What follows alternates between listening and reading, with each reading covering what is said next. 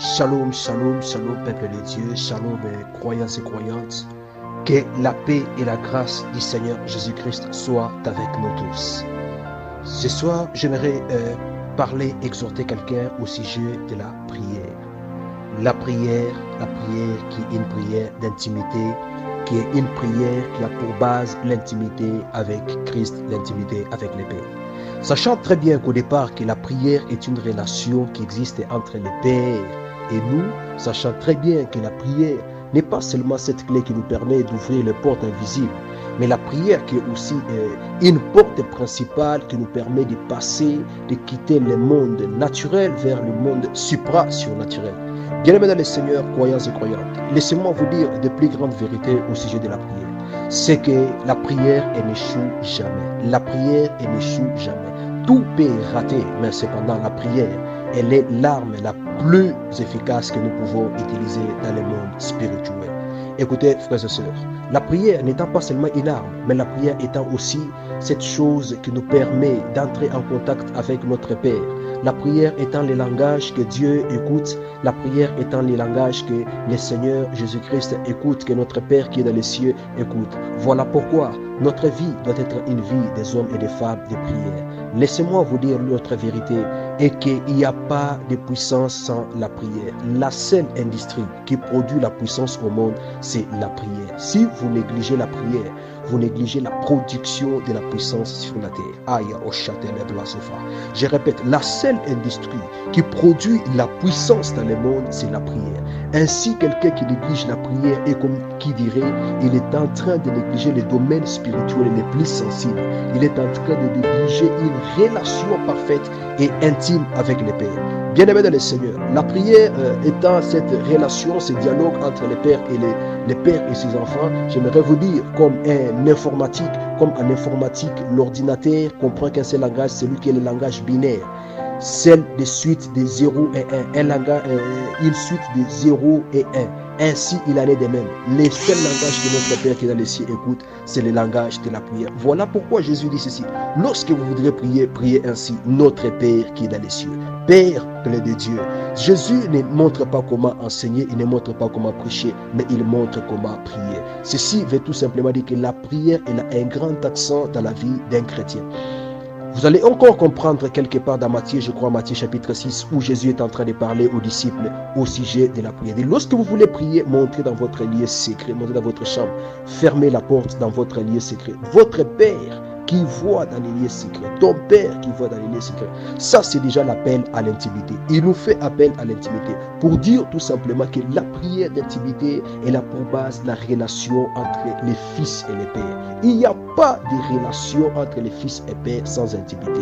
Oh, Yabashata Lavasupa. Souvent, les choses que Dieu te dit en secret ont plus de puissance que celles qu'il te dit en public.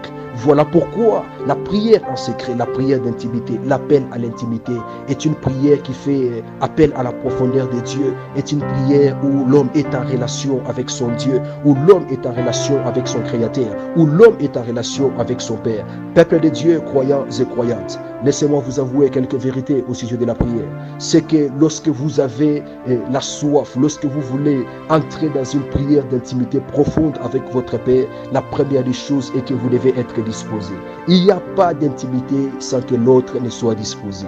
Peuple de Dieu, croyants et croyantes, vous ne pouvez pas être en intimité avec quelqu'un si vous ne lui accordez jamais le temps. L'intimité a pour base l'accord premièrement des temps. Lorsque vous accordez à quelqu'un du temps, vous l'amenez dans votre intimité.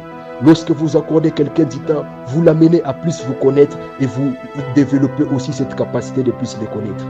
Et la deuxième des choses, c'est que vous devez avoir l'amour pour cette personne-là.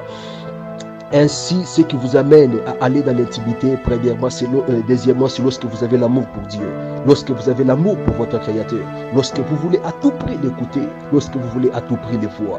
Ainsi, peuple de Dieu, comprenez ensemble avec moi que dans Matthieu chapitre 26, à partir du 36e verset, la Bible parle de l'histoire de Jésus qui est en train de partir à Gethsémani avec ses disciples. Il arrive à Gethsémanée, il se retrouve avec tous ses disciples. La Bible déclare qu'il a pris les premiers groupes de disciples, il leur a demandé de s'asseoir et de rester à un certain niveau afin qu'il aille prier. Là, c'est le verset 36. La Bible dit, asseyez-vous ici pendant que je m'éloignerai pour prier. Il laisse les premiers groupes de personnes parce qu'il voulait vraiment être en communion avec son Père. Il voulait être en relation avec son Père. Si vous voulez entrer en intimité avec Dieu, vous devez commencer à vous débarrasser de la foule. Vous devez commencer à vous débarrasser de tout ce qui peut vous empêcher à être en bonne relation avec le Père. Les bruits, par exemple, je dirais, comme quelqu'un qui veut être en relation, qui veut partager ces moments intimes, ces moments favorables avec ses frères ou avec sa famille, il prend le temps d'éteindre ses téléphones, il prend le temps de communier il prend le temps de ne pas aller au travail. Il a des excuses qu'il donne partout, mais pourvu qu'il soit avec sa famille. C'est ce que Jésus a fait. La première des choses, il a laissé le premier groupe de personnes. Et la deuxième des choses, la Bible dit, il a pris avec lui Pierre et les deux fils de Zébédée. Ça, c'est le verset 37. Il a pris avec lui Pierre et les deux fils de Zébédée. Mais en avançant, il n'a pas continué avec eux. La Bible déclare que puis il fait quelques pas en avant, il se jeta sur sa face, il pria ainsi, mon Père, s'il est possible. Vous comprenez déjà qu'il a éloigné le deuxième groupe de personnes et le troisième groupe de personnes afin de pouvoir entrer en relation intime avec le Père. Il n'y a pas d'intimité si vous n'avez pas disposé de votre temps. Il n'y a pas d'intimité si vous n'avez pas accordé à quelqu'un d'autre le temps. L'intimité se développe lorsque vous partagez de plus en plus le temps, lorsque vous développez de plus en plus de temps. Parce que l'intimité, la prière d'intimité, c'est une prière qui vous met en quarantaine. C'est une prière qui vous éloigne des gens. C'est une prière qui vous met en isolement parce que vous avez besoin de Dieu, parce que vous avez soif de Dieu, parce que vous voulez parler à Dieu, parce que vous voulez communiquer avec votre Père. C'est une prière que vous faites lorsque les gens ne sont pas là. C'est une prière que vous faites en parfaite communion et en sincérité avec le Père. J'aimerais exhorter à une personne pour lui dire ceci.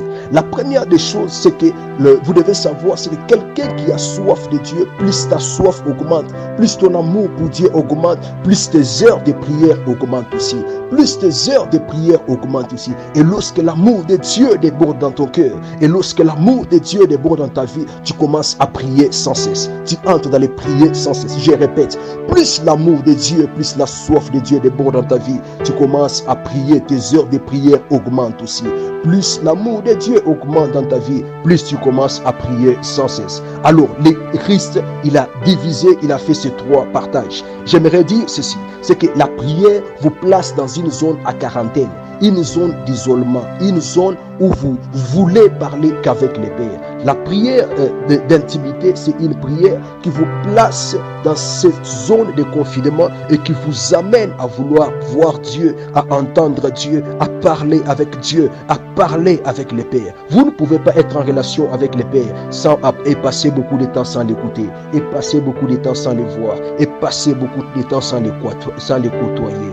Ainsi, ici, Jésus fait quoi? Il sépare les premiers disciples. Là, Jésus était tout simplement en processus, en cours d'investigation. Comme qui dirait aujourd'hui avec les Covid-19 qui est en train de contaminer les gens. Et il y a les premières remarques qu'on fait, les premiers langages qu'on emploie, c'est lorsque le cas est en cours d'investigation. Ici, on remarque que quelqu'un est apparemment atteint, qu'il est en train de vouloir être investigué par le virus, être investigué par la maladie. Ainsi, ici, il en est aussi de même. Au verset 36, Jésus en cours d'investigation, il s'approche, il va à Gethsémanée, il se sépare de ses disciples. La deuxième des choses, c'est que j'aime que la Bible dit, c'est que Jésus, son âme, il leur dit alors, mon âme est triste jusqu'à la mort. Restez ici éveillés avec moi. Mon âme est triste. Jésus a commencé à éprouver de la tristesse et des angoisses. Jésus a commencé à éprouver la tristesse et des angoisses. Ce qui est tout simplement l'image que Jésus est en train de montrer, c'est que l'image des symptômes de la soif, du vœu qu'il veut, de ce qu'il ressent dans son cœur, qui le pousse à aller voir le Père.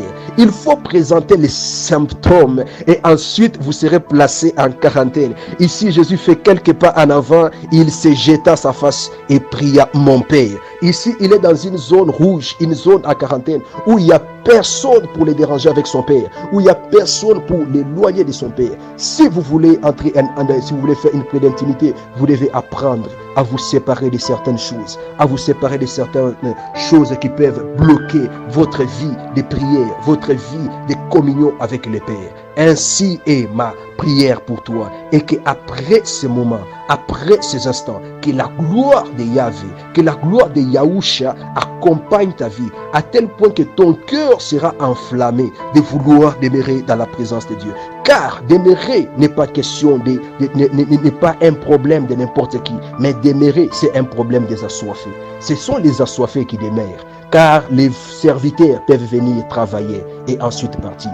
Mais ceux-là qui demeurent, ce sont les fils. Ceux-là qui demeurent, ce sont ceux qui reconnaissent la partenarialité qui existe entre eux et le Père. Oh Sheka Mazoufaïda la Brantesia. Kolembra suta leviatele oshete. Rabadantele osufiatele brantele kushate. Ikloda suva yamentalo shebradi. Ayabla suva yatele meniatola sauta leviate. Rabababa suta leviate le blo suva. Que Dieu vous bénisse abondamment et qu'il vous donne d'être assoiffé de voir Dieu, d'être assoiffé de vous séparer du monde, d'être assoiffé de vous séparer de tout ce qui peut bloquer votre intimité avec le Père.